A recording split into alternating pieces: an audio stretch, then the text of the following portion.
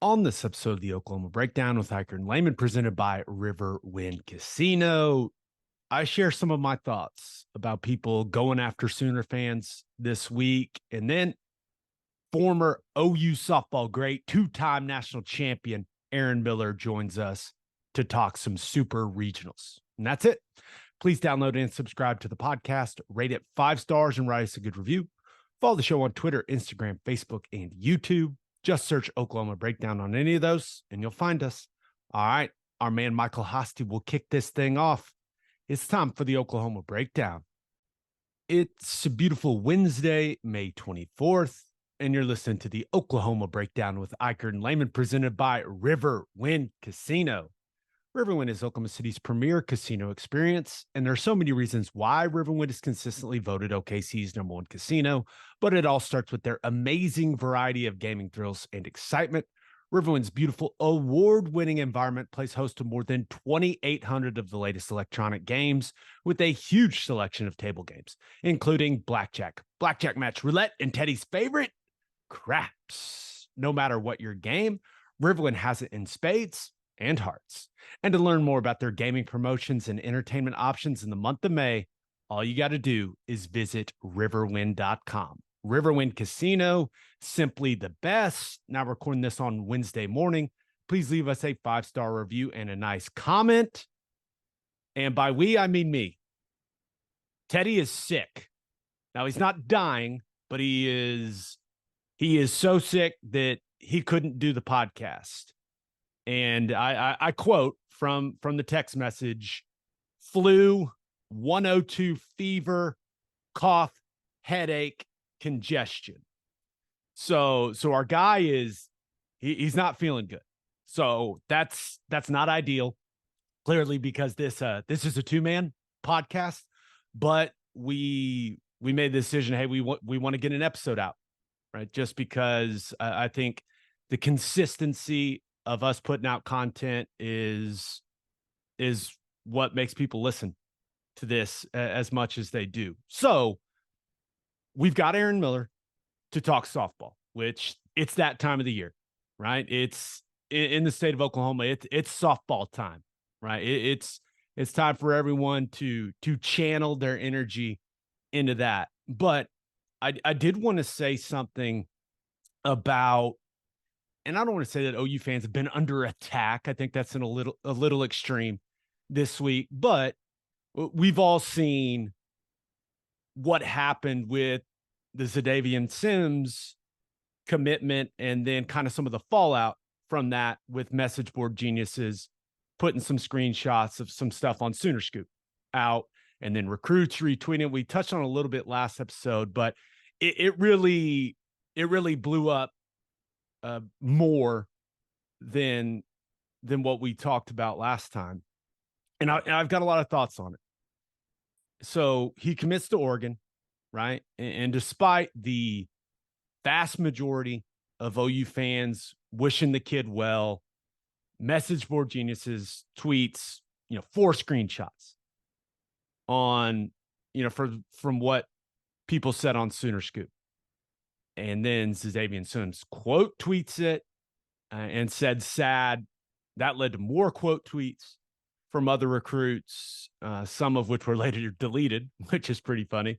But it became a pretty large talking point this week. And I just wanted to say a few things.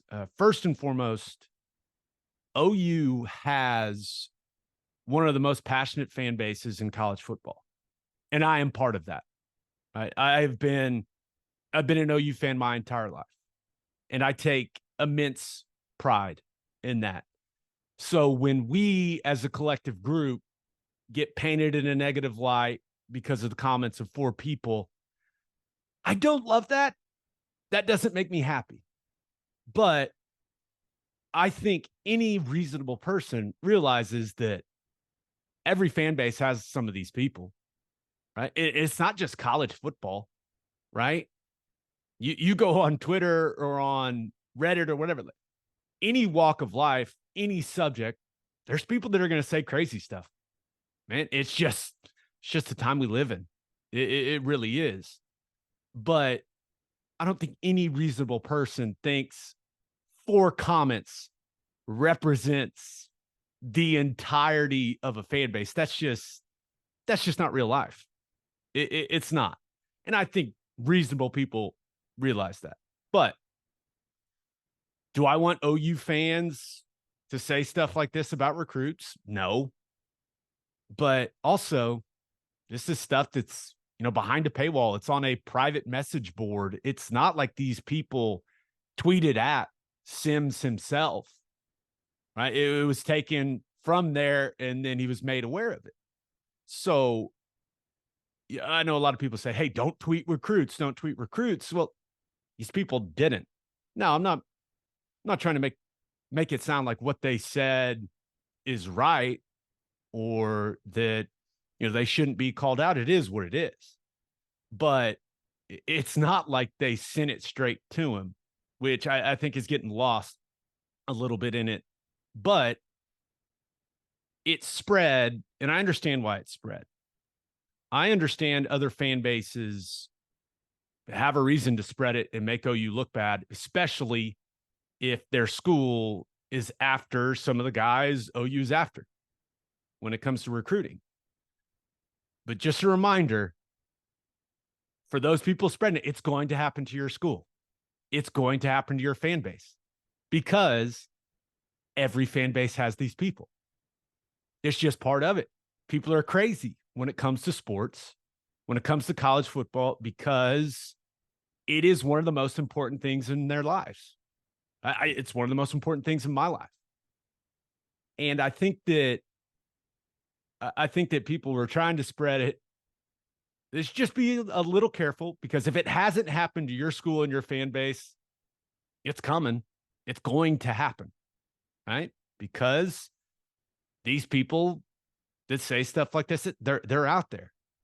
It's just part of it. And the thing that stands out to me the most is on the player side of things, right? I went through the recruitment process myself. I've experienced that. Now, I wasn't a big time recruit necessarily, but I think, social media has become a huge part of recruiting. And it's my hope that no matter what level of recruit you are, if you are factoring in Twitter love, positive or negative, right, into your decision of where you're going to go play college football, I think that's silly, right? Now, and yeah, you want to feel that from the different fan bases. There's no doubt about it. I totally understand that. You want to grow your following, right? Especially with how big of a deal NIL is, and the number of followers you have. Like, that's important. I get that.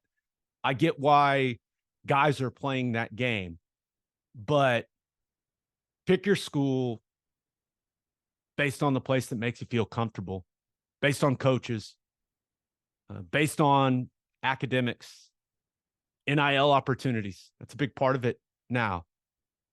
Pick your school off the guys you're going to play with, your future teammates, and how you feel around them. Pick your school based off having a great college experience. And yeah, the fans are part of that.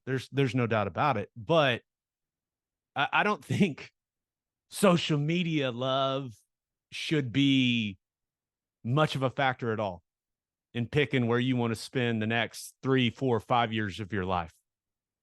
And if you're weighing that heavily into your decision, I think that's a mistake.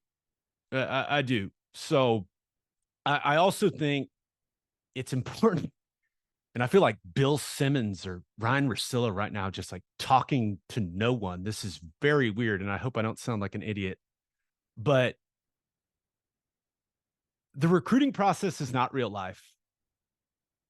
And neither is what people say on Twitter or on message boards. It's just not real life. And the sooner that a future college football player realizes that, the better. And if a handful of message board posts bothers you, buddy, you better buckle the hell up for when you make a mistake on a Saturday. It's way worse than for people saying something about you. And once again, I'm not saying what those people do when these kids make mistakes and go after them on social media. I'm not saying that's right, but it just happens. That's part of it. It's part of it. And being a college football player, it's not always pretty. There's a lot of hard work and a lot of criticism that comes with it. That's part of the whole thing, man. You go to college for free, you get the recognition. Now with NIL, you can make some money. You get doors open for you that do not open for regular students on your campus. And the trade-off is some people say some weird and crazy stuff about you every once in a while. That's part of it. And fans have more access to players than ever via social media, especially with how constantly online we all are now. Players, the recruits, the players that are in college, the fans, like everyone constantly. And I just think the sooner you can learn to ignore that, or the sooner you can learn to not let it bother you, the better. And I know some guys use it as motivation. And I get that, right? You save some of the things that these people say about you, and you're looking at it going, hey, I'm going to prove these people wrong. Is that healthy? I don't know. Right? Holding on to that. I don't know. I know some of the great athletes of all time have used that as motivation, and it seems to work out. But just know that all this love you get during the recruiting process, it's not real life. There are going to be challenges. There's going to be tough times. And those tough times involve people writing articles or tweeting at you, saying, pointing out the mistakes that you make on the field. And you've got to learn as soon as you can. You've got to learn to channel that in a positive way to where it doesn't consume you. So I don't know if Xadavien Sims had more motives to quote tweet that and put it out there. Like, I don't know if that's a recruiting thing. I don't really care. I mean, the young man can do what he wants to do. I'll give him the benefit of the doubt. But my advice would be, hey, man, focus on your school. But if you want guys to come play with you, the way to do it, in my opinion, is not to try to paint some other fan base in a negative light.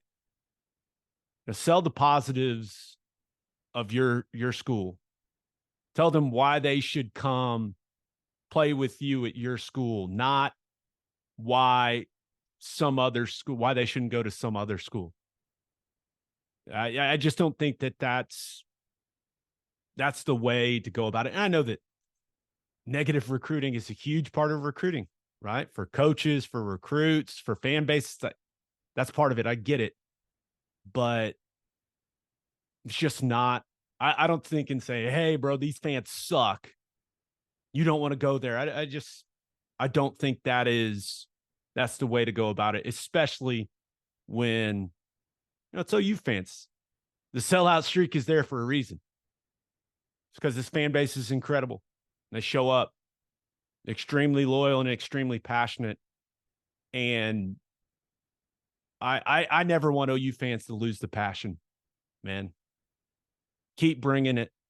Keep expressing yourselves. Now, be smart about it, right? I don't think you should go after 17 and 18-year-old kids. Don't do that. Don't be that guy. But find a way to channel the passion into something a little more positive, right? Because We cannot have OU fans losing that passion. We just can't.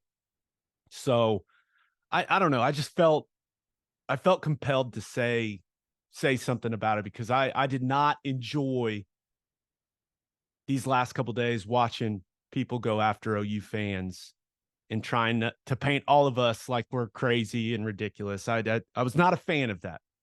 So felt the need to say something. All right. Here's Erin Miller. But first, Love's Travel Stops is now offering a nationwide 10-cent per gallon discount on gas and auto diesel. Just download the Love's Connect app and scan your barcode at the prompt on screen and watch the price drop 10 cents per gallon. Across the country, the Love's Connect app unlocks exclusive deals and can help any traveler plan their route or meal on the highway. So before you hit the road, be sure to download the Love's Connect app to save 10 cents per gallon and experience the country's best highway hospitality at Love's Travel Stops.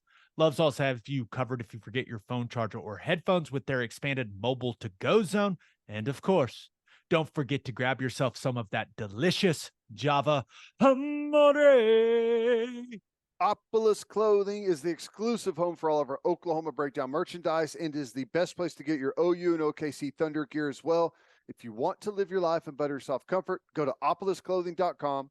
That's OPOLIS clothing.com. Use promo code TED, TED, for 10% off your entire order. It's opolisclothing.com. Use promo code TED for 10% off. Buttery soft and 10% off. And hey, you hungry out there? Well, then head to the garage for hand-smashed patties, butter-toasted buns, and ice-cold beer. Their food is fantastic, and it is the perfect spot to watch any big game. Visit eatatthegarage.com to find a location near you and order online from the garage in your neighborhood. It is our pleasure to be joined by a former All-American. She was the 2016 Big 12 Player of the Year. She's a two-time national champion and an analyst for ESPN. Erin Miller is in the house. How we doing? We're doing good. I'm happy to be back. Typically, I see you on set at Sooner Sports, so this is a nice change of pace. Yeah, how about this? Look at us. Look at us. And Teddy's sick. Teddy's got the flu, so it's just me and you. Sorry. Bummer. We miss you, Teddy. It's okay. So before we dive into, some of the other super regionals, and I know you've got Utah, San Diego State. When you look at this OU squad, this 2023 team, what really stands out to you about them?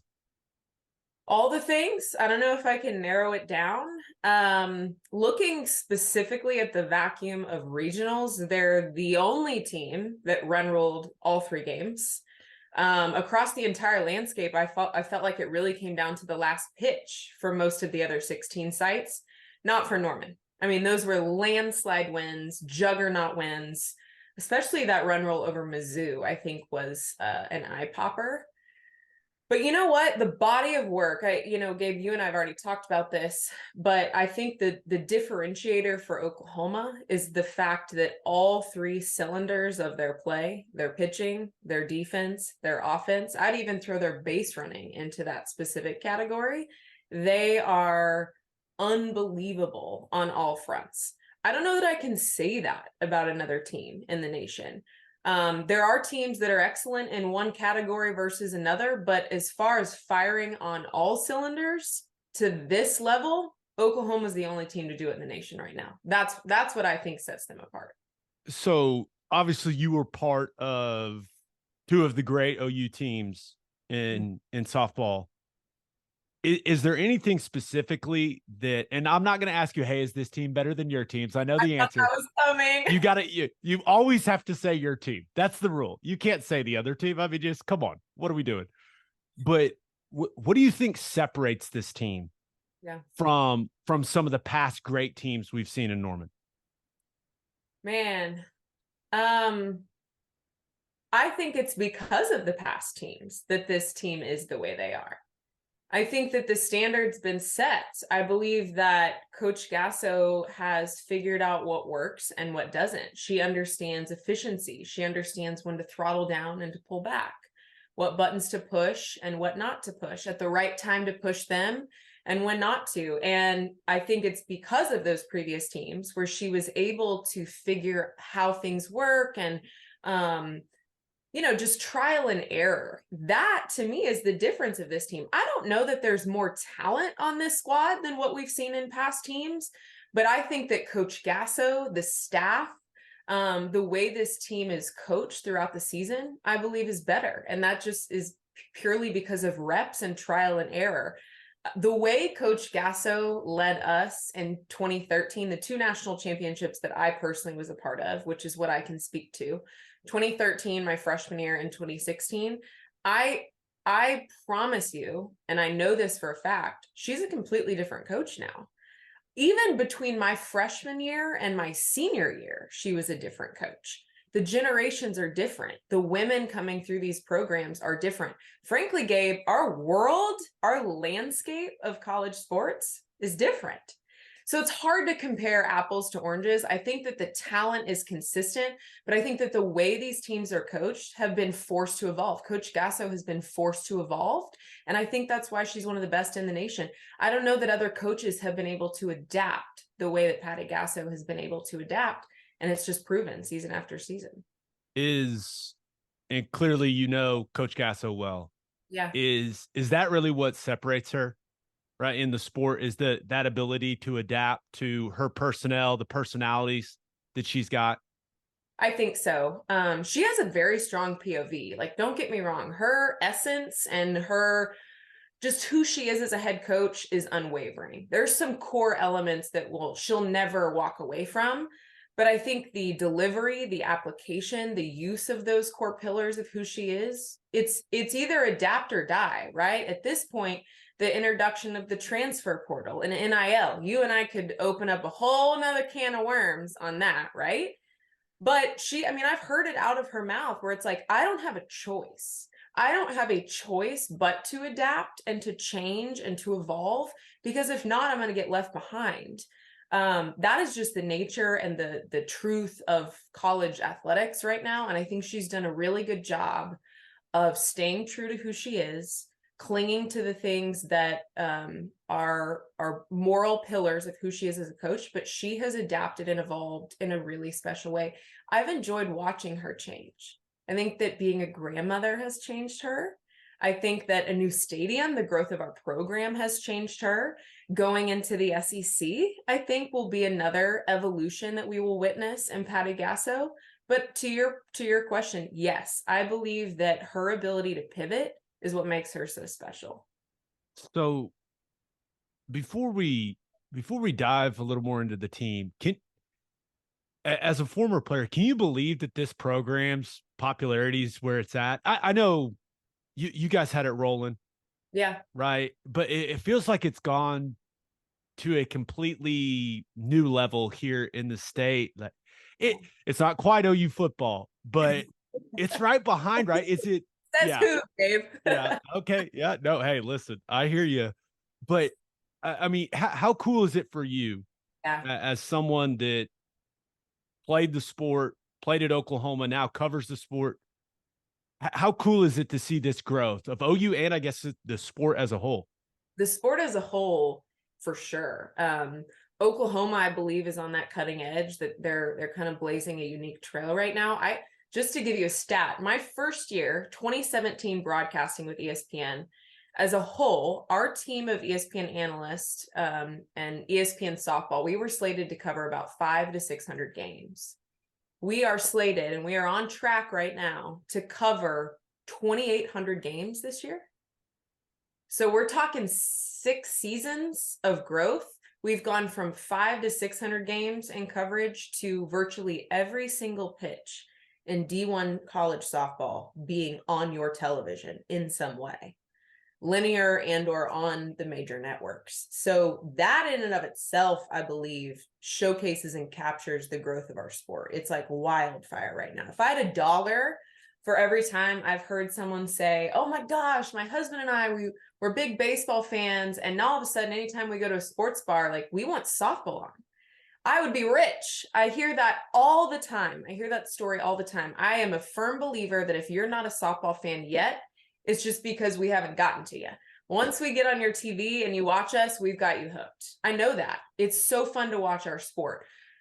OU softball specifically, I think, has caught on to the social impact. I believe our digital media team is the best in the nation. The numbers prove that. There's tons of studies out there, the engagements, the followers, the reshares, the whole 9 yards. Sooner Sports Properties has a lot to do with that. The fact that we are pumping revenue behind this team, we are getting all the support we need in all the areas. And I believe that's what makes OU athletics and specifically OU softball such a leader within our industry. But yeah, the sport's exploding. It's so fun to be a part of it. I feel a lot of pride in being an alumni.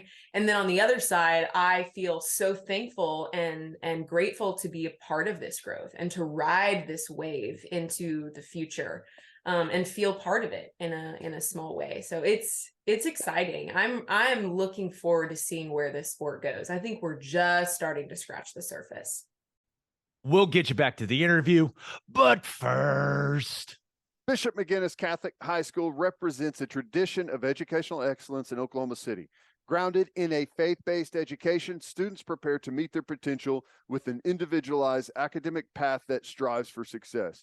Bishop McGuinness offers a college prep curriculum that includes 22 AP courses, participation in OSSAA athletics, where they've won over 100 state championships, and numerous clubs and organizations for students to join and grow. If you want to provide the best possible educational and spiritual development for your children, contact Bishop McGuinness Catholic High School or visit bmchs.org. Financial aid is available. And attention, business owners, you need Insurica in your life. Insurica is one of the country's largest insurance brokers with 30 offices throughout Oklahoma, Texas, and the Southwest. Insurica is able to customize programs by accessing the latest information from many insurance carriers. They compare and contrast coverage offerings and pricing in order to design a cost-effective, comprehensive program to meet your business's specific needs. Insurica's clients become best-in-class businesses by working with Insurica's team of advisors to manage risk. Purchasing insurance is only one way to protect your business. Best-in-class businesses win by avoiding a loss in the first place. If your business partners with Insurica, you'll save huge amounts of money and take back control of your total cost of risk. I'm an Insurica client, and you should be too.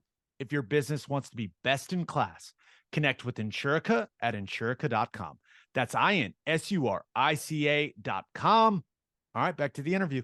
Okay, looking at OU's matchup in the super regional, what really stands out to you about Clemson?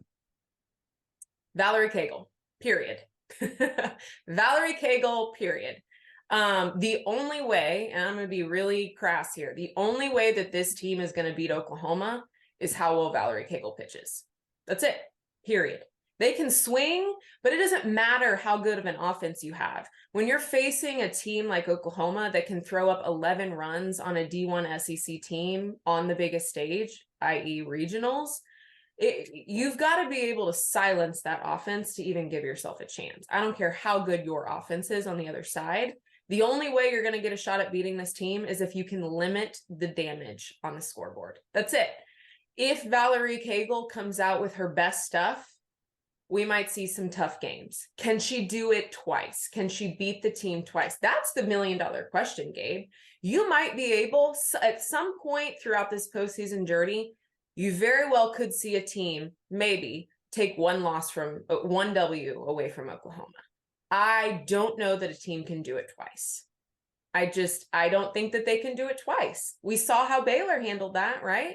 You get them once and then you see them another 3 times and get your booty whipped. So again, I think I'll never say that they're unbeatable because no team is unbeatable, but it will all come down to Valerie Cagle. How well can she throw and how well can their offense hang? That I think is the $1 million question here. So this is a conversation that we have in college football quite a bit, especially now you got Georgia, right? Who's the dominant program? It was Bama, now it's Georgia. Is OU's dominance and their level of excellence, right? Overall, is that great for the sport in your mind? You're covering this thing, yeah, you're locked into OU. You're an alum, of course. That's how we all are.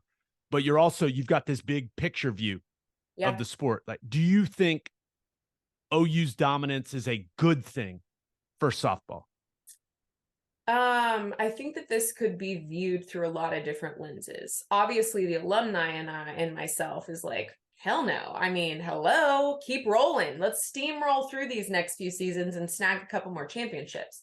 So that's the OU in me talking.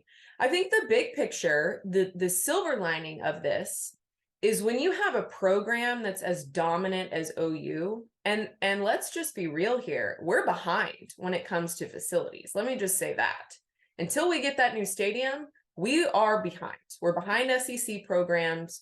We're behind some ACC programs. We're behind some PAC programs when it comes to facilities. That is coming, right? There already is shovels in the ground. We're in motion on that. But the silver lining to this is when you have a team that's as dominant as OU softball is, it forces other big programs to find a way to up level. That is how our sport continues to grow. So a team like Oklahoma, because of their championships, can go out and arguably get anybody they want to, right, on the recruiting trail. Well, that forces programs like Arizona, UCLA, Texas, OSU, all those other Women's College World Series contenders to get creative. How then do we go out and compete on the recruiting trail? Well, we got to have better facilities. We've got to be more strategic with our recruiting budget. NIL is now part of that category, right? How can we go out and provide other value and other ways to magnetize recruits to our program? Obviously, talent and wins matter, but I believe that a program like Oklahoma forces other programs to up level in some way. If you want to compete, you got to beat, right? You got to come beat us. So find a way to get that talent to your program. That, I think, is how the bar continues to rise in the sport of softball. From a parity standpoint, I can see the other side of that sword, right? You want to see other names compete for that title. You want to see the wealth start to spread. But my question would be, all right, well, how do you propose that? Does Coach Gasso just say, no, I'm not going to take the best talent in the nation? Like, that's always my question for people that want to gripe. I'm like, well, what do you expect her to do? Just turn away top tier talent or not utilize the transfer portal? Like, that just, at the end of the day, she's got a job to do, and that's to go out and kick ass and win. That is her job, and she does it well. So we can't penalize her for doing what she does at a very high level. So I can see it from all vantage points, but at the end of the day, like, you can't hate the player, right? She's doing what she's doing, and she's doing it really well. I think some people just get a little crosswise with it. I love that. I love that answer. Now, back in your day, you could rake a little bit.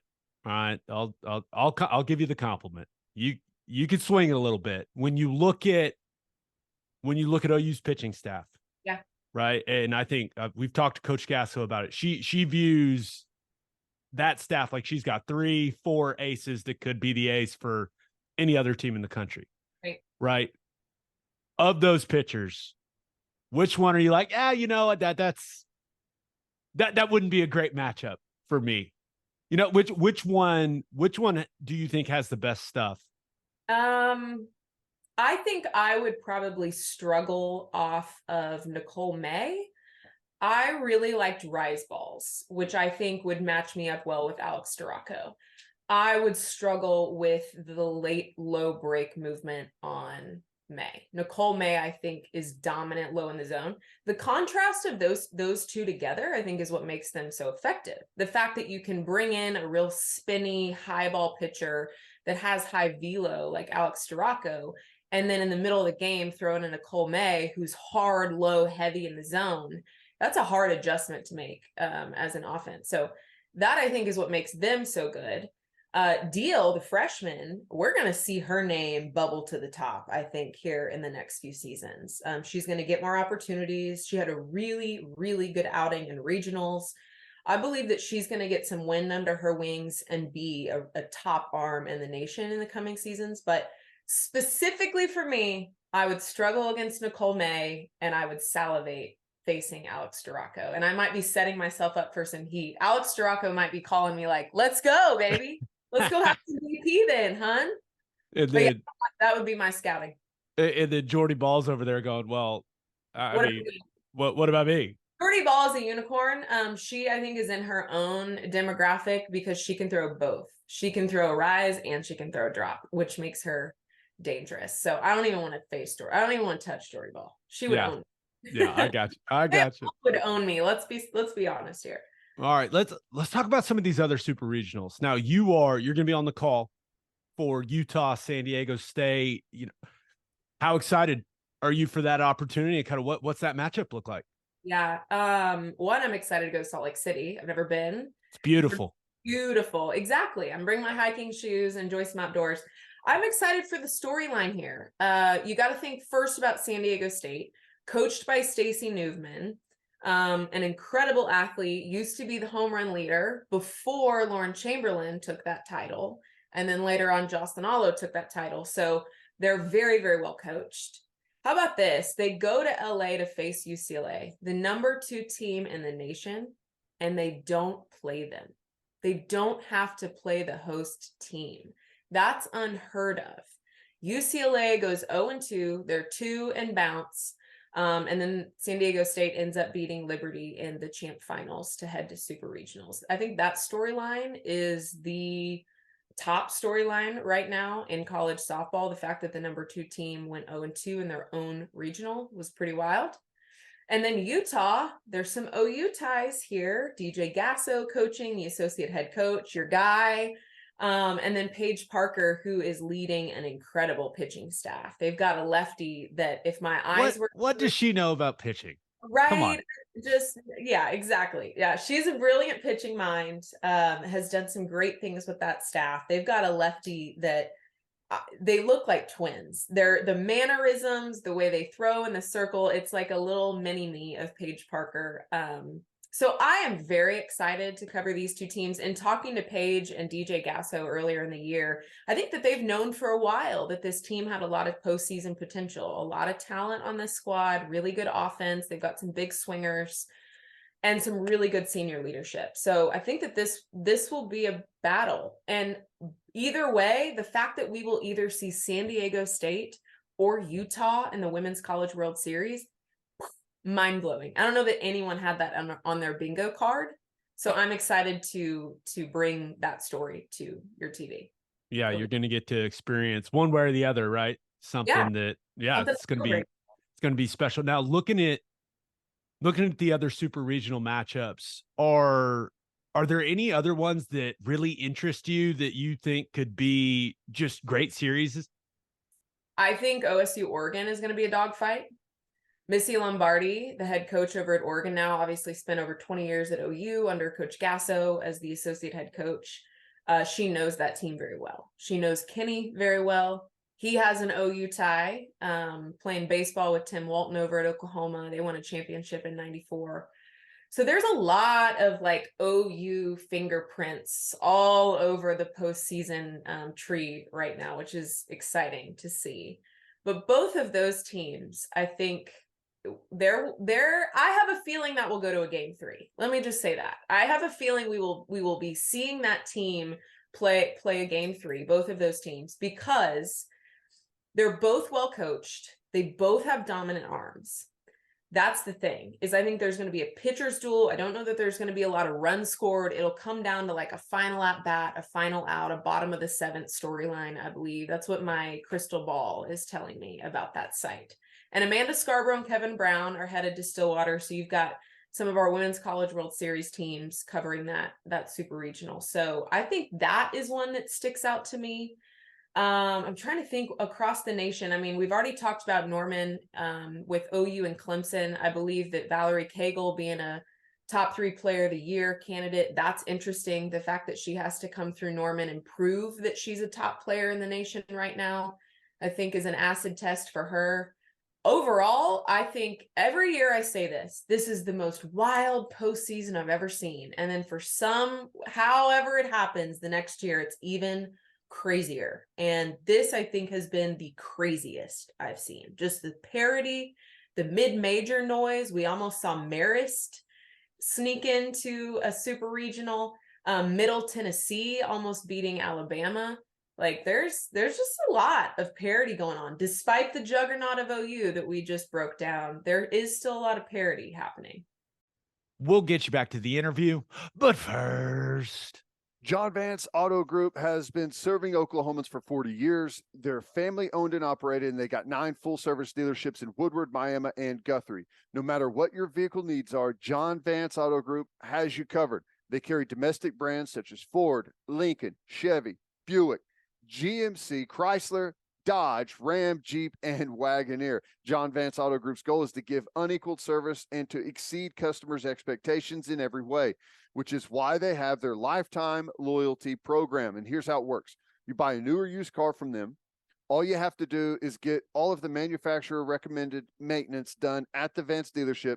And if something goes wrong with any of the components of your engine, transmission, drive, axle, or transfer unit, they will cover the repair costs. It's a great deal, and you can browse their entire inventory or find the John Vance dealership near you at vanceautogroup.com.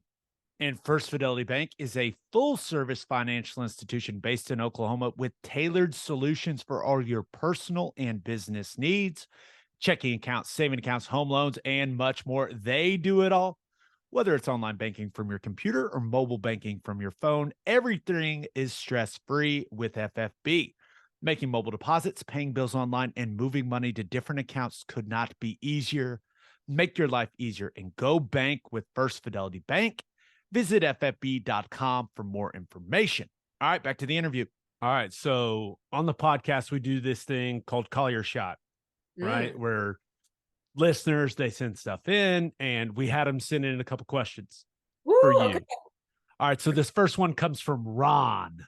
What up, Ron? He says, I live in Tallahassee, and in my opinion, Florida State is OU's biggest threat in the Women's College World Series. I hear a lot of how it's unfair that the games are held in OKC with such a home field advantage. What are her thoughts on this? Is it a valid complaint? Would OU's success be different otherwise? Okay, let's start with the first part of his question. Yes, I believe FSU is a damn good team. Kat Sandercock threw a perfect game in regionals. She's a stud. Also, another OU connection, Coach Lonnie Almeida being an alumni from the University of Oklahoma. I always got to give that OU love when it's out there. Of course, you get that. Well coached, storied postseason team. That is the expectation and the standard for the Seminoles. Again, I go back to what it takes to beat Oklahoma. If their pitching staff can show up and pitch the game of their life and reduce the damage offensively, anybody's got a shot. But you got to be airtight in the circle against a team like Oklahoma. Do they have the tools? Yes. It's a matter of how they use the tools, and we'll see how that fares against OU. But I can buy that, Ron. I can buy that. FSU could be a contender to potentially have an upset against OU. As far as the home field advantage, man, this has been a storyline that has been worn out. I hear this all the time. I think the biggest bust to that is what you just saw in UCLA. They hosted and went 0-2 against 2 mid-major schools. So I don't care where you're playing. The game doesn't care. Like, the game doesn't know where your feet are. At any given day, anybody can show up and beat you. Now, does it help that Oklahoma has fans that are within 30 miles that can come drive up to the Hall of Fame field? Sure. OSU has that. They had it last year. Texas isn't that far, right? So I don't know. I think it's a cheap, low-hanging way of viewing Oklahoma's success. And to me, it's a little bit of an insult of the body of work that they've put together, both on the road and what it takes to get there. It's not easy, guys. And UCLA is a shining example of that. It doesn't matter even if you host. It is not easy to show up year after year and do what Oklahoma's doing. It's not easy. It isn't. And that's just a fact. So being in Oklahoma, being that close to Norman, yeah, is there a competitive advantage? Okay, I can buy some of that. But is it the reason that they're as successful as they are, absolutely not. That's a hill I will die on. Well, there you go. There you go. All right, last one. This comes from Boomer Bowtie. Gotta love that. Hello, Boomer Bowtie. So what is her most memorable moment on the field and in the booth? Oh, wow. Man, I've called so many games. That's really hard. I've had a lot of walk-offs that I've been a part of in the booth. I think there's not really one that sticks out to me in particular, but I think anytime you're a part of a 7-inning, 2-out walk-off homer, walk-off hit, that's always fun to celebrate on air. Being a part of it as a student athlete, there's two things that stick out to me. Actually, yeah, two. One, personally, was my senior day. On my senior season, we were hosting Texas at home, and it was Erin Miller Day. My entire family was there. Bottom of the 7th, runner on, tie ball game, full count, 2 outs, and I hit a changeup to walk off the game out of the park on my senior day. That was storybook. That's really, really hard to beat. That's hard to beat. Hard to beat. My whole family there. That was very, very special. The other point I think that was really special to be a part of was the extra inning walk-off in the Women's College World Series when Lauren hit the walk-off against Tennessee. That was pretty special. Just as a teammate, that was such a hard-fought game. We'd been battling from behind, the battle with 2 outs, the run productions with your back against the wall, and then your home run leader and my best friend stepping up and putting a fork in them was pretty fun to be a part of. As a fan, I got to go to the 17-inning game, right? Like the longest game at the Women's College World Series against Florida, OU and Florida, that was wackadoodle to be a part of. I think I was delusional at that point. It was like 1 a.m. I was screaming I had no voice. That was an unforgettable moment in our sport as well. So those are all fantastic answers. So Erin, appreciate the time. Have a great call out there in Salt Lake City, and per usual, I'll see you in Oklahoma City. Of course. Hey, tell Teddy to get healthy. Listen, just not all of us can be strong. Listen, I didn't know he was one of the weak ones. Sorry about that, Teddy. I'm sure no one will send him that. All right, see you, Erin. Thanks. All right. Episode 320 in the books. Hopefully Teddy can bounce back quickly from his sickness, and we're hoping to have a normal episode for you guys on Sunday. Hope you all have an awesome Memorial Day weekend. Please, please, please be careful, right? Please be careful out there. Be smart, make good decisions, and enjoy the softball, right? Cheer for the Sooners loud, cheer hard. And until next time, we appreciate y'all for listening. Do what you always do, Oklahoma. Take care of each other.